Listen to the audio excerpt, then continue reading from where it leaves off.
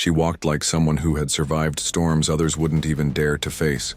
Calm face, steady eyes, slow and deliberate steps, carrying something the world had long chosen to ignore.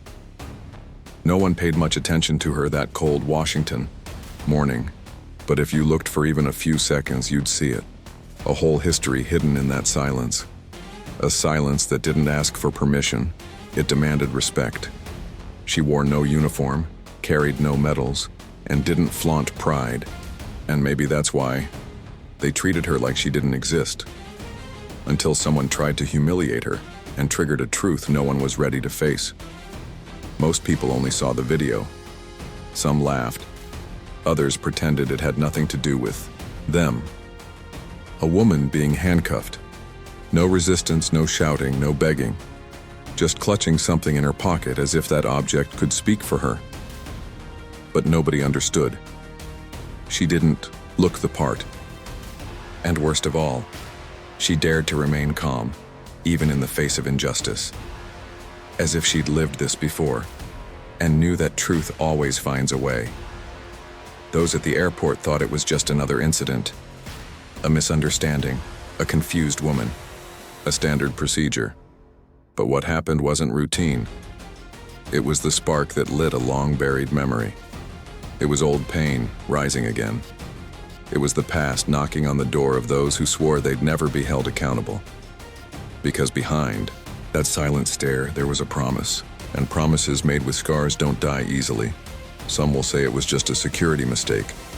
Others will try to bury it, like so many times before. But this story refused to die quietly. And without seeking revenge, it ignited a fire that reached the highest places. Because some battles don't need weapons, just dignity. And some names, though erased from official records, still live on, in the memory of those who owe them everything. That's what began that day, quietly, in the coldest terminal in the city. She never wanted a spotlight, never asked for applause.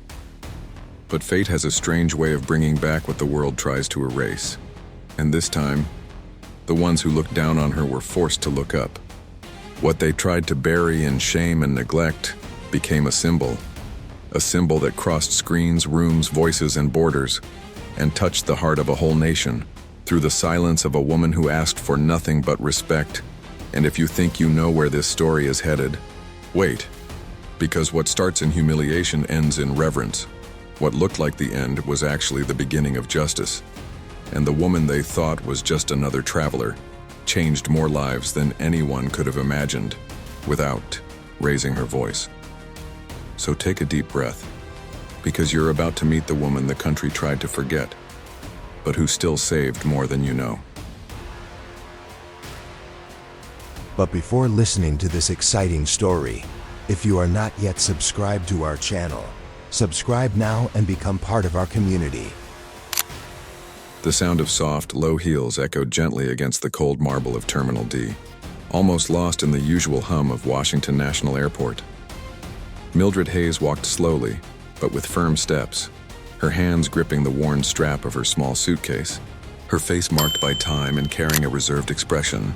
Her discreet presence dissolved into the sterile modern space, glass walls reflecting rushed passengers, distracted executives, and staff who didn't even bother to look up.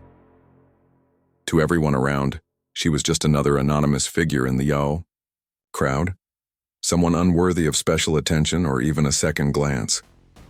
Invisible. That's how Mildred felt. And it wasn't a new feeling. But today, that silence weighed heavier than usual. Inside the inner pocket of her dark coat, Mildred gently touched the ring that once belonged to her husband, feeling the cold texture of metal worn down by years. The object gave her comfort, and in its silence, reminded her of who she truly was, far beyond the ordinary image she now presented. Beside it, like an old sentinel, rested her aged badge, as discreet as its owner. Weathered by time, it held stories of courage, secrecy, and missions the world would never hear about. That small piece of rusted metal bore the weight of a life spent in the shadows of events that shaped history. But Mildred didn't need anyone to know. She had long since accepted the solitude of those who serve quietly, invisible to most. The ceremony honoring her late husband was scheduled for that evening, making the trip especially painful. Every step through the terminal echoed with memories, silent farewells, unsent letters, promises whispered in moments that would never return. As she walked, Mildred felt the contrast between her rich, hidden story and the subtle disregard shown by a society that only respected what it could recognize. In that moment, a small ache touched her heart. She was there not only for herself, but to honor the man she had loved to his last breath. She approached the security checkpoint, noticing the impatience in the glances and the snap judgments, passed by employees deciding who deserved respect and who was just another inconvenience. A young white couple passed through quickly, smiling as the agent greeted them at the scanner. But when it was her turn, Mildred immediately noticed the change. The look she received was colder, more suspicious. The guard didn't speak. He simply gestured with a curt motion for her to place her bag on the conveyor belt, as if speaking to her would be a waste of effort. She obeyed in silence, breathing slowly, carrying a calm dignity that only seemed to irritate those who expected either submission or rebellion. The bag slid quietly along the conveyor, vanishing into the bright light of the X-ray machine. Suddenly, the guard's eyes fixed on the monitor, his expression shifting from bored to intrigued, then suspicious. Mildred sensed the change in the air instantly, like an invisible current had rippled through the sterile terminal. The guard whispered something to a colleague. Soon, a third man approached with a mocking expression. In seconds, a strange tension took over the space, drawing glances and murmurs from nearby passengers. "Ma'am, can you open your bag right here, please?" the guard asked, his tone polite on the surface but laced with quiet mistrust. Mildred opened the bag without hesitation, keeping the same steady poise she'd held through decades. In the Pentagon, in the field, in moments where hesitation could cost lives. The agent rummaged through her things with rough hands, pulling out the old badge and holding it up like a counterfeit, with a smirk creeping across his lips. Some staff nearby chuckled. Mildred felt a dull ache in her chest, not of fear, but of deep, quiet sadness at the needless humiliation. "What's this supposed to be, ma'am? A scam? Some kind of bad joke?" the officer asked with clear sarcasm. Mildred didn't answer right away. She simply held his gaze with a serenity so profound that the man took a step back, uncomfortable. Her silence hung in the air, heavy, defiant, drawing even more attention from curious onlookers. Mildred knew the truth was far bigger than this moment, and sometimes, silence said more than any words ever could. As the entire terminal seemed to hold its breath, Mildred's fingers found the ring again in her coat pocket. There, in its quiet strength, was the courage and steadiness she had earned through a lifetime of quiet sacrifice. She lifted her head slowly, meeting the guard's eyes with calm defiance. No words, but her look said it all. He had made a serious mistake. Something deep within Mildred Hayes had begun to stir, a silent force that would no longer allow her to be forgotten. That badge, now in the wrong hands, wasn't just a misunderstanding. It was the beginning of something far greater than anyone there could imagine. The silence that followed the search was broken by a muffled laugh from one of the security guards. The badge in the agent's hand looked like some forgotten prop from a play. "This thing looks more like a museum souvenir than anything official," the younger one muttered, drawing more snickers from the guard beside him. Mildred stood still, her eyes fixed on the marble floor, choosing not to waste her words. Her breathing remained steady, but deep inside, an old fire was quietly reigniting. That badge, and the one they mocked, had once saved lives, even men like them. But that part, of course, wasn't in the public record. On the other side of the acrylic divider, a young boarding agent watched the scene. Amanda Ruiz, 29, new to the post, stared with growing curiosity at the seemingly suspicious older woman being questioned. There was something about her that didn't match the usual profile. Her posture was too firm for a scammer, and her silence far too heavy for someone merely afraid. Still, the image was too tempting to ignore. Amanda discreetly pulled out her phone and aimed the camera. No sound, no context, just images. That was all the internet needed to judge someone. The phone captured the precise moment the badge was held up like a joke.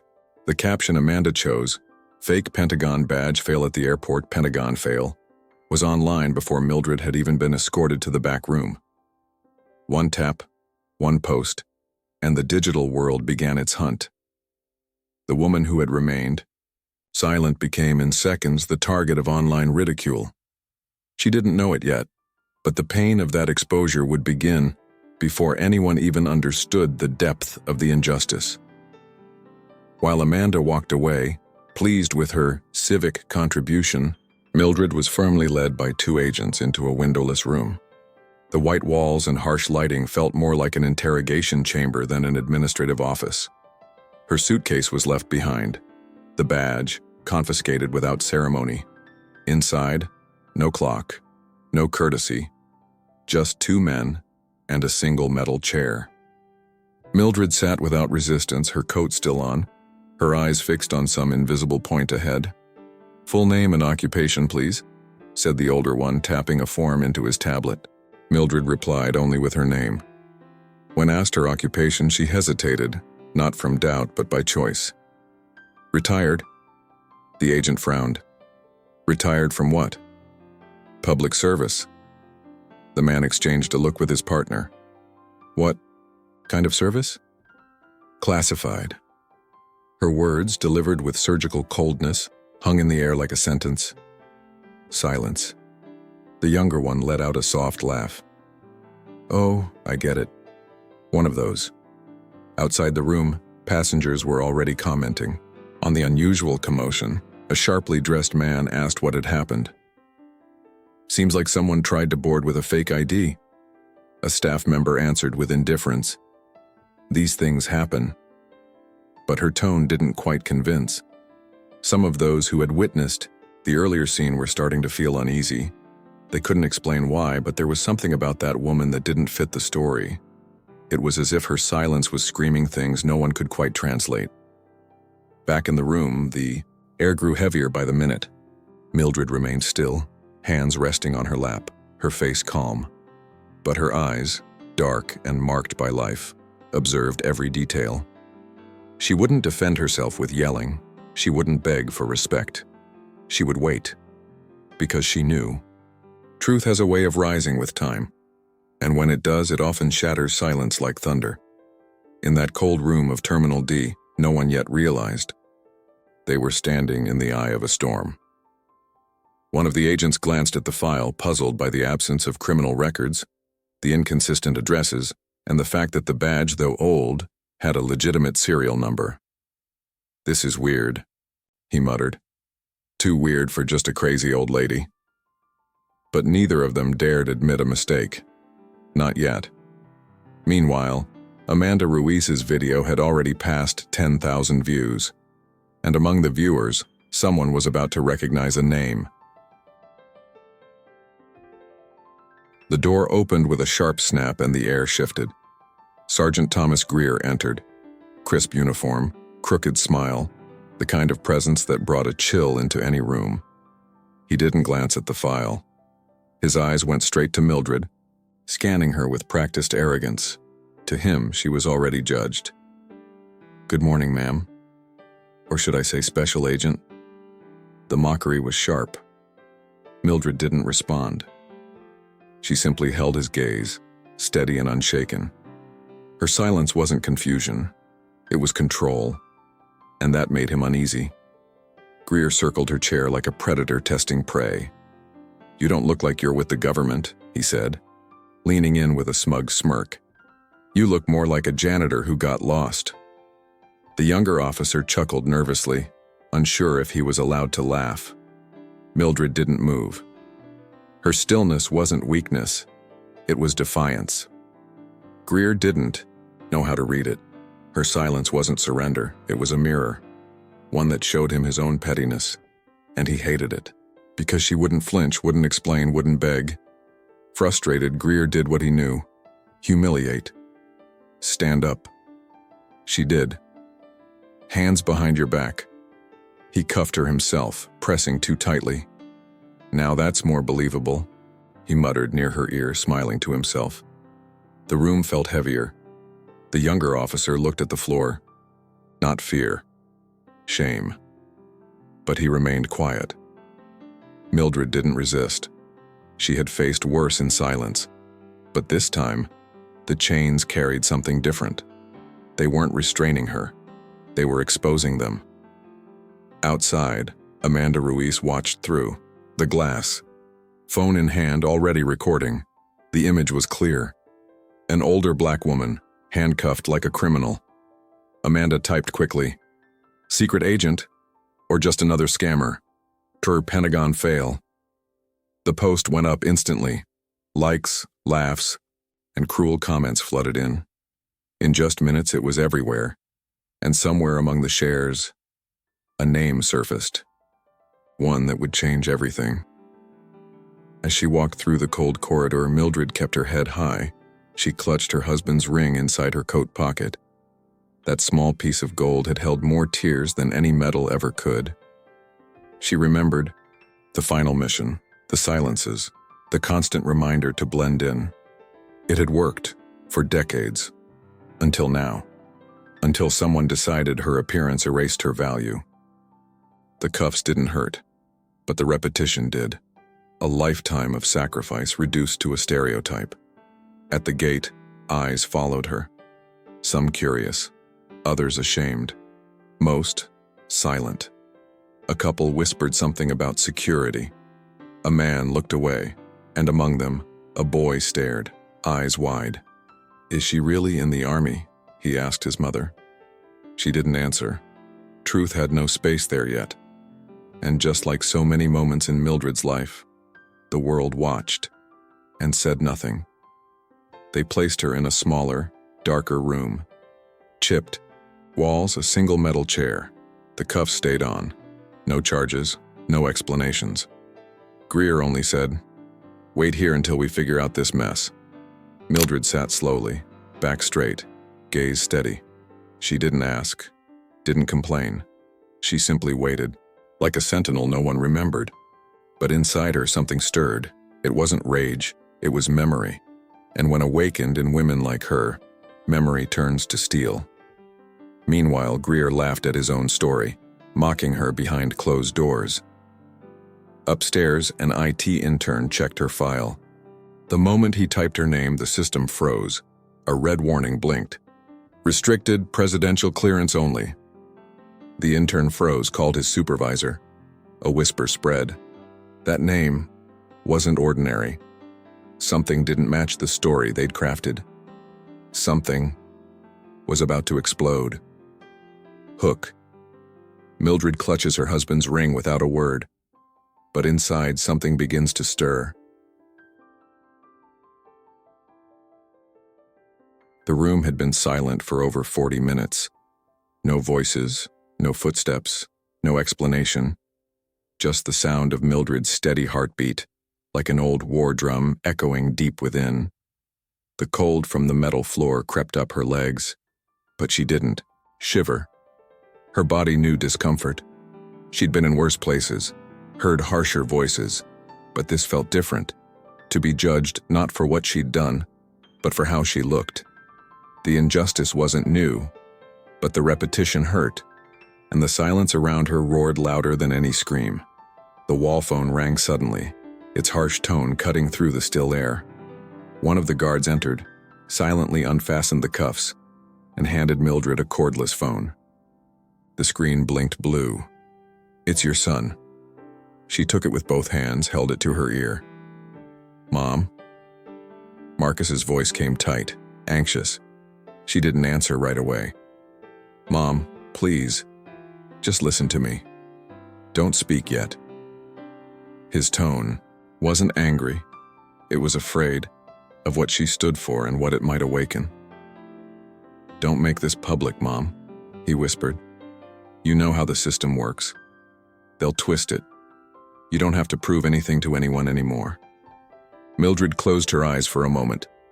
That was love, but also fear. The kind passed down and learned in silence. Fear that turned justice into risk.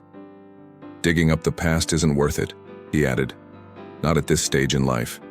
Just come home. We'll fix it quietly. She listened, calm, unwavering, then replied softly, "It's still my name, Marcus." On the other end, his silence said more than words. He knew what she meant. Even in silence, she was standing tall, and that alone was threatening. "They're already sharing videos, Mom. They're calling you a fraud, insane. If this grows, they might—" He didn't finish. She knew exactly where that sentence ended. "I love you, Mom," he said, but know when to stop. She didn't reply, just hung up gently, not out of coldness, but strength. Elsewhere in the terminal, the injustice was beginning to stir quiet resistance. A younger agent, who had followed orders without question, accessed a hidden system terminal. He typed Mildred Hayes' full name. When he hit enter, the screen turned black. Red letters flashed. Restricted access. Alpha level. Presidential clearance only. He froze. He'd never seen that kind of lockout before. "Who is this woman?" he whispered. But before he could click anything, the screen closed by itself. On another floor, Officer Daniel Ross had also been watching. Young, black, and the ideal grandson of an Afghan war veteran, he recalled the stories his grandfather told of a woman called Artemis. A commander, silent but feared. A strategist who led men through impossible missions.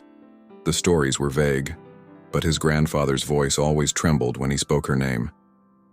Daniel looked again at the footage of the woman in cuffs. Mildred Hayes.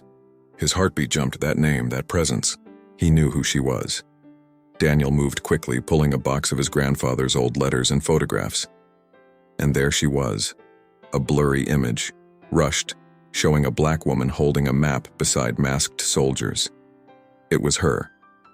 No doubt. The posture, the eyes, the stillness, he stared in awe. The woman they cuffed like a criminal and was a legend. He stood up, crossed the terminal, and entered the room where Mildred sat alone. She didn't flinch, but her eyes met his. Recognition, and something more. Understanding. He said nothing, just stood there for a few seconds. Then quietly, Daniel reached into his pocket and shut off the security camera. A small gesture, barely noticeable. But Mildred saw it, and for the first time that morning her eyes shimmered, not with tears, but memory. A silent respect passed between them, like a flag lowered and raised again without a word. Daniel Ross walked back to the surveillance room with a silent fire burning inside. Each step echoed a memory, his grandfather telling stories about a woman who faced generals without raising her voice. "She was a ghost on our side, Danny. When she showed up, we knew it was life or death. As a child, it sounded like myth. Now it had a face and a name. Mildred Hayes." The terminal blurred as he typed again. Hitting enter, the same warning flashed. Classified access, presidential, clearance required. But this time, he didn't click anything. He just stared, thinking, wondering how that name had been erased from history, except in the hearts of those she saved. Meanwhile, the news spread like wildfire. Amanda Ruiz's video had reached hundreds of thousands, but something had shifted in the comments. Between the laughing emojis, names began to appear. Former soldiers, military families, even obscure historians. One wrote, "Mildred Hayes is no fraud. She was Artemis." Another linked an old article, once buried, unknown. Woman-led evacuation mission in the Middle East. Pentagon keeps identity sealed. In seconds, a joke caption became documentation. Laughter turned into doubt and doubt into respect. Amanda, who first thought she was exposing a scam, began receiving angry messages. "Do you know who she is? Do you know what she's done for this country?" Guilt crawled under her skin. She opened the video again, this time watching it with care. Paused on the frame where Mildred stared directly at the camera, unaware she was being filmed. Her eyes didn't beg. They didn't accuse. They simply endured, as if they had seen wars and survived. Only to witness this, in the airports, Command center. A rarely used phone began to vibrate. The supervisor answered with formal courtesy, but his face turned pale. Yes, sir. Understood, sir. He hung up. That was General Abrams. The name alone silenced the room. He had served with Mildred's husband and now held a seat on the Strategic Military Council. He said to release Mildred Hayes immediately and preserve every detail of this incident. Every head turned. Greer, upon hearing, turned white. In the airport cafeteria, usually filled with loud laughs, a heavy quiet had settled. Screens now played the unfolding story. Woman accused of fraud may be key figure in classified U.S. missions. A retired commander appeared on air. If that's who I think it is, this country owes her a public apology. The jokes vanished. What once felt like entertainment was now clearly an error, a historical one. And shame filled the air like smoke. In the small room where Mildred still waited, Daniel returned. In his hands, an old envelope, tattered and sealed with military insignia. I found this in my grandfather's things. She watched him patiently. He opened the envelope, revealing the same photo, her standing beside masked soldiers with a map. Mildred breathed deeply. Her eyes scanned the image slowly, with reverence. I was their shadow, she said for the first time aloud. Daniel nodded. My grandfather said you were light, not shadow. She gave a small, fleeting smile. It said everything. He placed the envelope on the table. They're starting to remember. Mildred looked toward the still locked door. It's not about remembering. It's about recognition. The difference was clear. Some memories are framed, others are buried. And she knew what she was. The silence that followed wasn't heavy. It was honest. 2 generations joined by an invisible thread, the understanding that some names should never be forgotten. And when they are, the country weakens. As another alert came through the airport's internal system, Mildred sensed the truth was no longer containable. That old badge wasn't nostalgia. It was a key. A living reminder that real power doesn't shout. It walks, silently, firmly, in service. And now, the name Mildred Hayes, once dismissed, was returning. Through back channels, through corridors of fear, and in the eyes of those just beginning to see.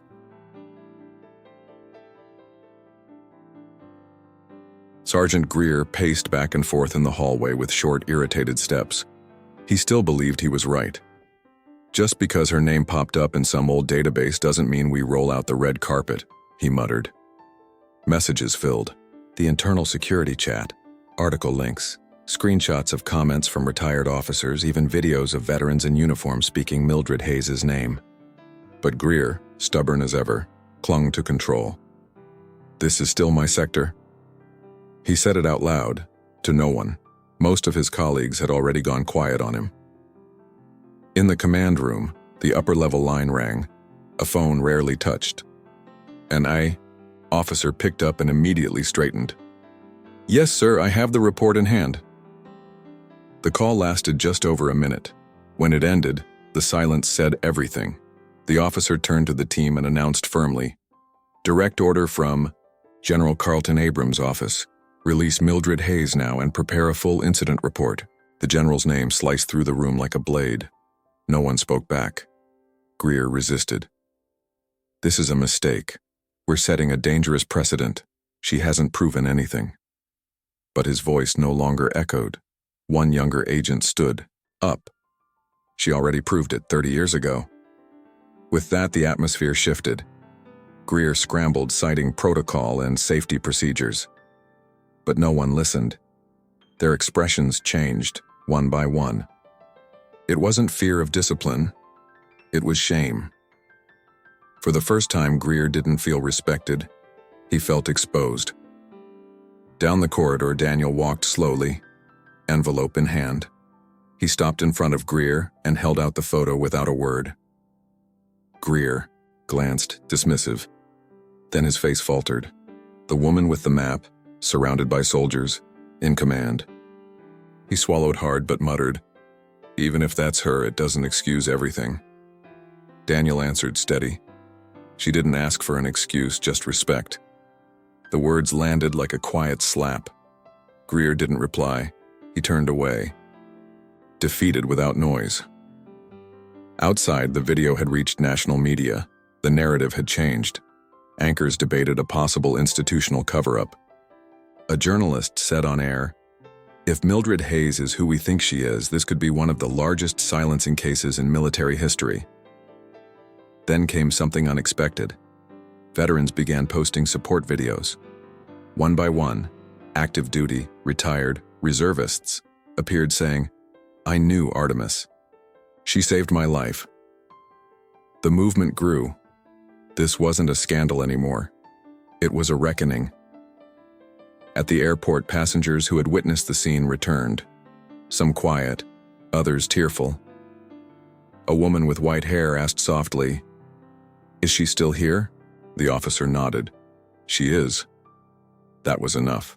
People gathered near the restricted area. No demands, no protests, just presence. As if they knew something bigger was about to unfold and wanted to witness it. The terminal, once noisy, now felt sacred, a silence that carried the weight of regret. Inside, Mildred remained seated. She asked nothing, demanded nothing.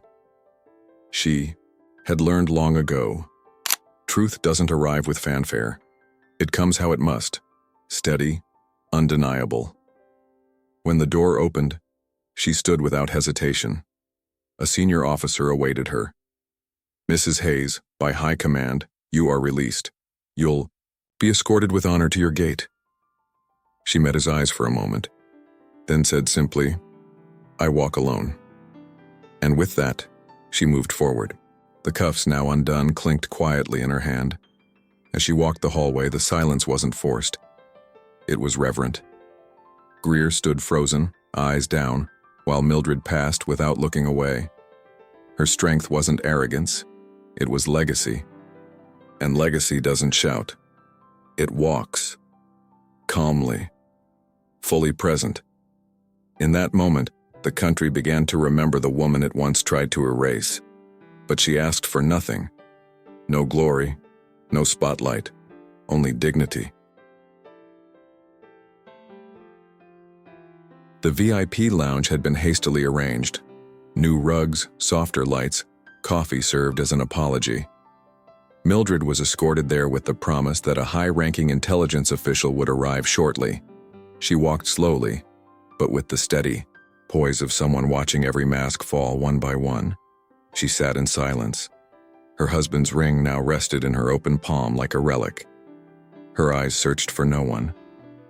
They stayed fixed on the floor, as if they saw something the others couldn't. The past still alive, waiting to be acknowledged. Outside the room, internal security agents whispered in disbelief. One asked, "Why would the CIA come here for a retired lady?" The other replied, "Because she's not a retired lady."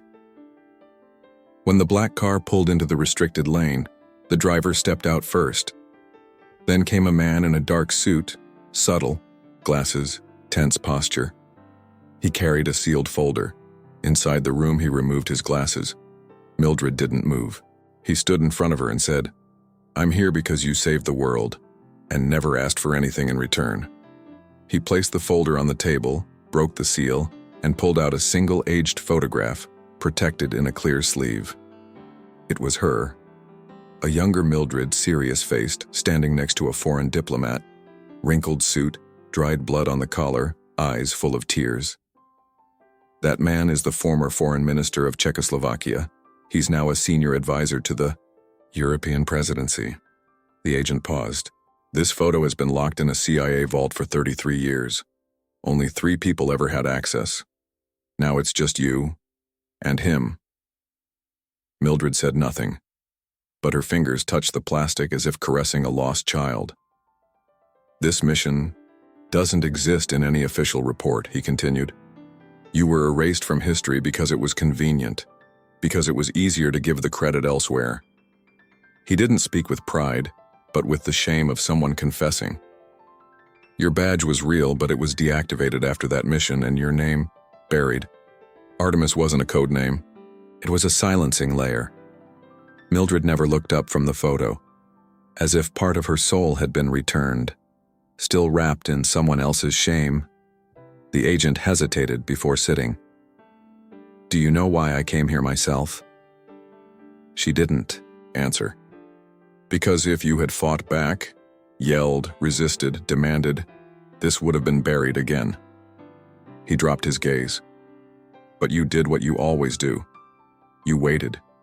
You stared. You stood." There was admiration in his voice, and regret. "The difference is, now people are watching, and some of them won't let this fade again."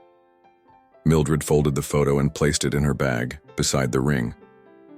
A small gesture, heavy with meaning. "They want to know what you want in return," the man said. Mildred looked out the window.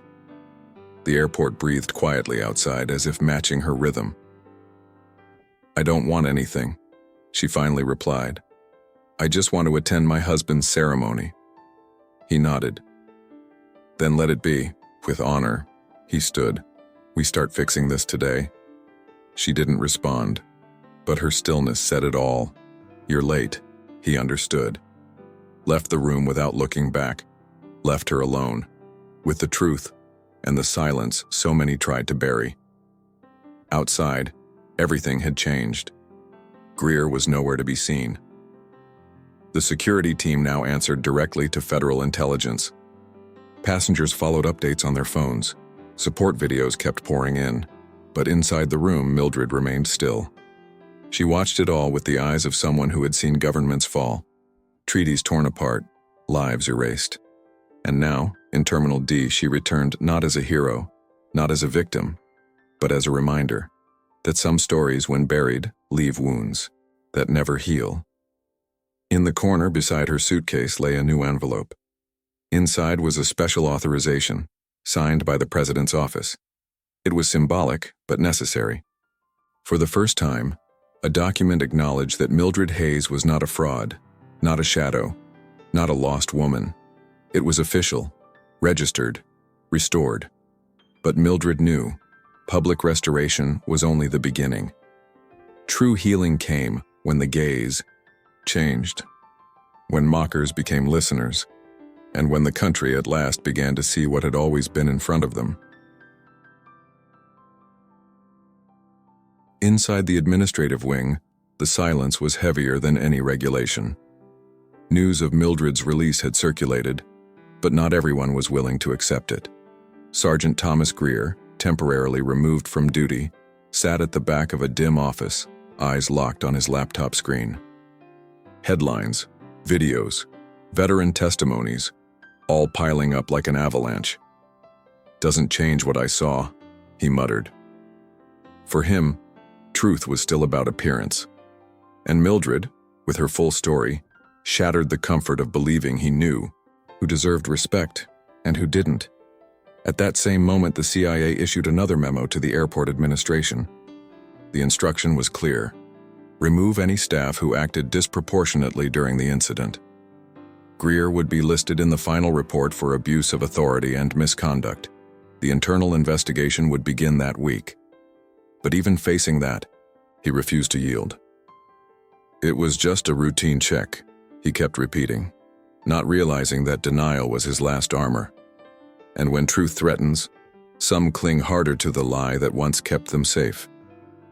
Meanwhile, Mildred waited in the reserved lounge, her posture unshaken, her gaze calm.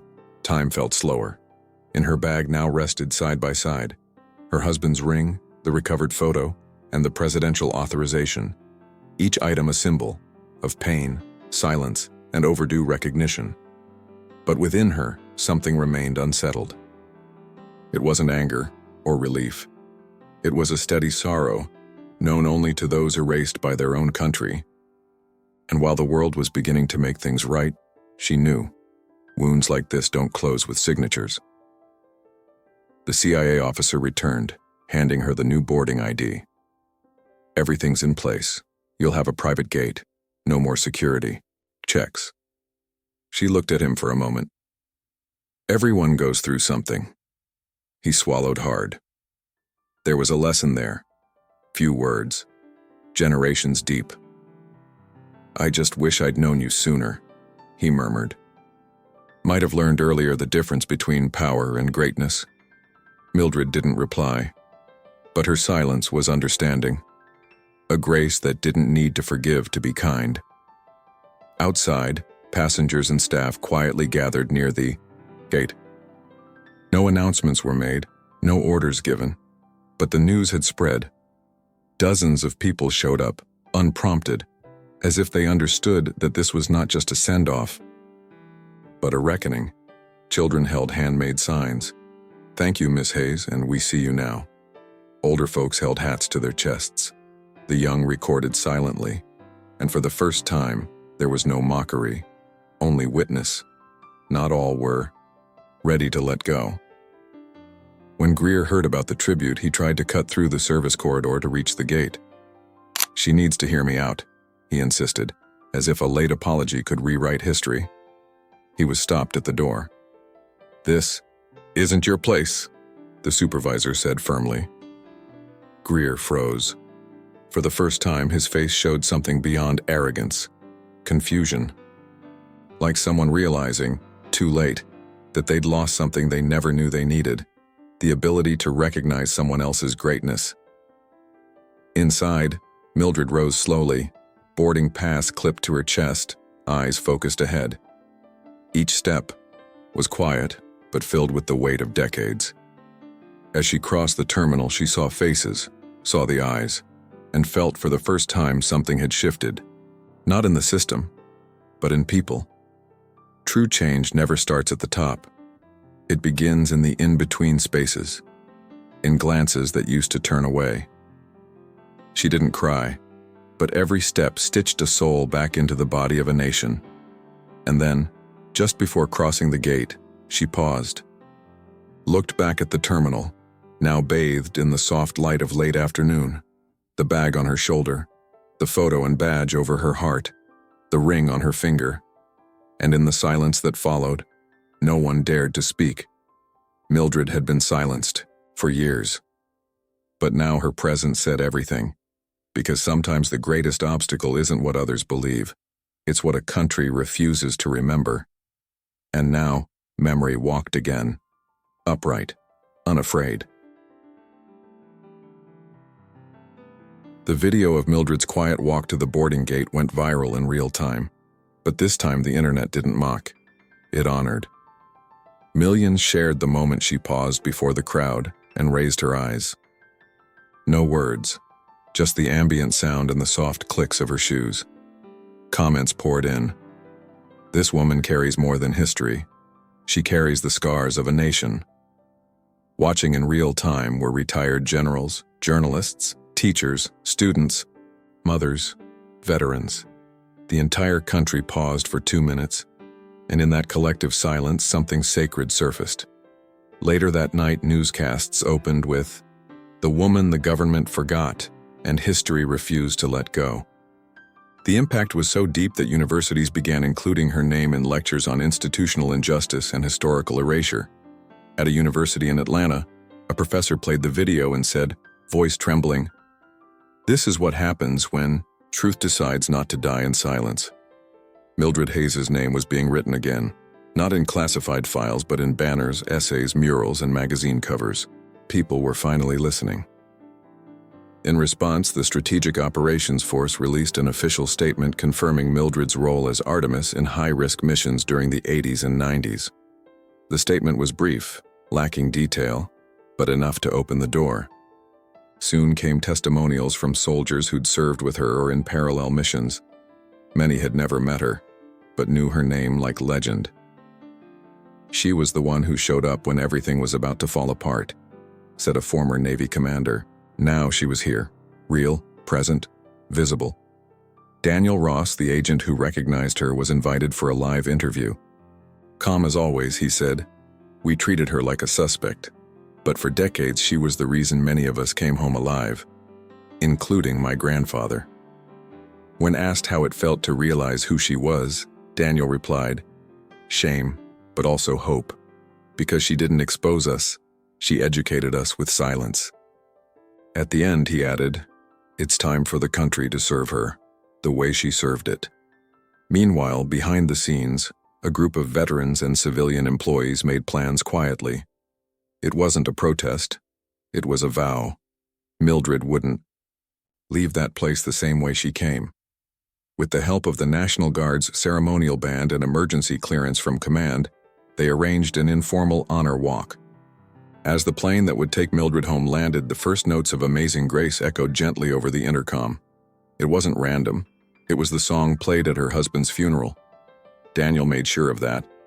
As she stepped out of the VIP lounge, Mildred saw the lines forming. Uniforms and plain clothes. Mothers with children. Young men holding flowers. Elders with tears in their eyes. She walked slowly. The music wove into the quiet footsteps. Then something began to happen. One by one, people stood up. Some removed hats, others stood at attention. An old man lifted his cane in salute. And without a single word, every passenger, pilot, and agent rose to their feet. As if history itself had walked into the terminal, Mildred didn't cry. But there was new softness in her gaze. As if, for the first time in a long time, her name felt whole again. Each step stitched dignity back into place. Every silent gesture was an unspoken apology. At the end of the corridor, Daniel waited without his uniform, holding a small bouquet of white flowers. He handed it to her without a word. She took it, steady. And just before crossing the final checkpoint, she looked back. Not to say goodbye, but to bear witness that yes, a nation can rise for someone it once tried to forget.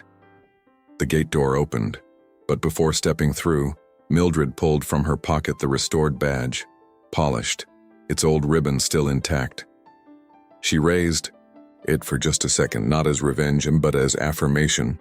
The band fell silent, and that hush was greater than any anthem. In that moment, no one knew exactly what to say. And maybe nothing needed to be said.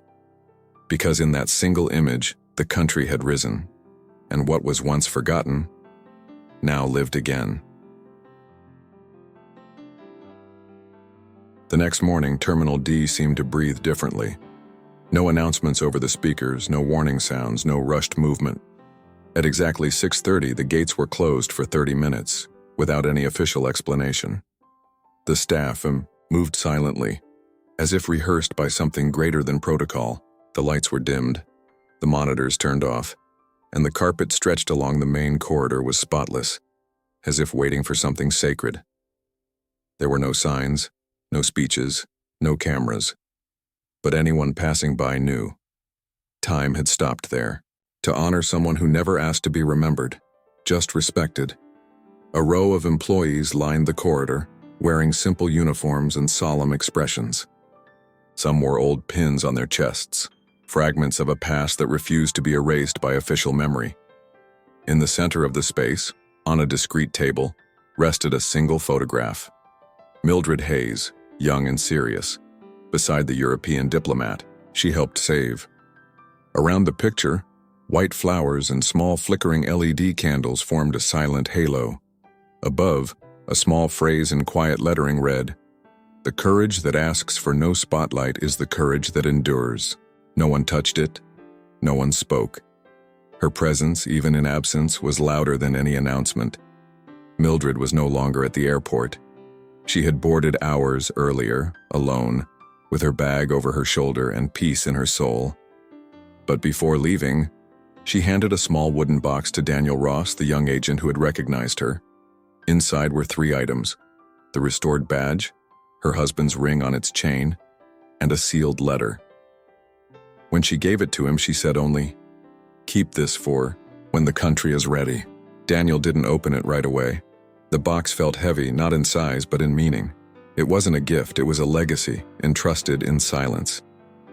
In the security room, the monitors showed the quiet corridor in real time. No alarms, no alerts. Just people walking slowly, pausing at the memory table. Some stopped for a few seconds, others just lowered their eyes. A boy around 8 asked his mother, "Was she famous?" The reply came in a hush. She was necessary. In the background, an IT technician wept quietly. He had been the one to try accessing her name in the system and got blocked. Now, he understood why, and he felt small before something so immense. The airport cafeteria, usually noisy, stayed empty. Pilots and flight attendants sat in silence. In the corner of the room, a TV played footage from the previous night's tribute to Mildred held in a closed Pentagon ceremony. She had received a rare decoration, awarded to agents who operated at the highest level of secrecy. She gave no speech. She just looked at the empty chair before her, where her husband should have been. Then she placed the medal in her lap and said, "Not for the titles, but for those who didn't come back." Her words weren't broadcast, but those who heard them would never forget. Daniel, in his office, finally opened the letter left by Mildred. The handwriting was firm, direct, without embellishment. Those who walk in shadows don't need to be seen, just understood. And below, in smaller print, when truth becomes ripe, it presents itself, and it asks for no permission. He closed his eyes. The letter remained on his desk, next to the badge. For the first time in years, Daniel felt he had found a true purpose, not to watch, but to guard what matters even if no one ever sees it. At 7:01, the loudspeakers came back on, but something had changed. The voices were softer, the commands slower, as if even the machines had learned to speak more gently. The terminal returned to routine, but the memory corridor remained untouched. The table stayed for 3 more days, until it was formally collected by members of the National Guard. What didn't leave that place was the feeling that sometimes we need to stop everything to recognize those who walked invisibly for too long. The scar of forgetting was still there, but now it was visible. At the exit, a new plaque was installed days later. Small, made of brushed metal, almost imperceptible. It read simply, "In honor of those who served unseen." Most passengers didn't notice, but those who knew stopped for a moment and touched the metal with their fingertips, as if it were a hidden altar tucked into daily life. Mildred would not return to that terminal. She didn't need to. She now lived where once there was only silence. And while people resumed their journeys, one truth sat there quietly in everyone's memory. Some stories walk in silence but never fade. Some stories don't need headlines to make history. Sometimes all they need is someone who refuses to erase what they lived. Mildred never asked for applause, but she deserved every respectful glance that followed her through that terminal. She faced contempt with the same strength she once faced battlefields, but this time the enemy was silent, oblivion, and even without raising her voice, she stirred a nation. Because her presence there, eyes lifted and her husband's ring in hand, said more than 1,000 speeches. A living reminder that dignity doesn't grow old. It only waits to be recognized. How many stories like hers have passed us by without notice? How many Mildreds were ignored, discredited, silenced? Society has grown used to measuring worth by appearance, by resumes, by easy labels. But there are people who carry scars more valuable than diplomas. There are Black women, mothers, widows, veterans, who gave everything and were erased from memory because the world celebrates those who shout but forgets those who endured in silence. And this story reminds us, silence can be the most powerful voice of all, especially when it carries truth, faith, and courage. And now, after all this, ask yourself, what would you have done in that terminal? Would you have filmed it, looked away, stayed quiet out of fear, or reached out your hand? This story isn't just about Mildred. It's about all of us. About the times we judged, laughed, ignored. About what we still have a chance to change. Because every day someone beside us is being treated like they're invisible. And maybe, like her, they've done more than we'll ever know. True recognition doesn't come from medals. It comes from a clear gaze, a shift in posture, an open ear. It comes the moment we choose to see others with the right eyes. Mildred didn't ask for justice, she simply walked toward it. And that's why her impact was stronger than any protest. Because sometimes, Transformation begins with a quiet act and explodes when the world finally starts listening. May this story be a mirror, a warning, and a silent prayer, so that we never grow numb to those who carry the weight of the world, with their heads held high. If this story touched your heart, subscribe to our channel, turn on notifications, and share it with someone who needs to hear this. Let Mildred not be the exception, but the beginning of a living memory.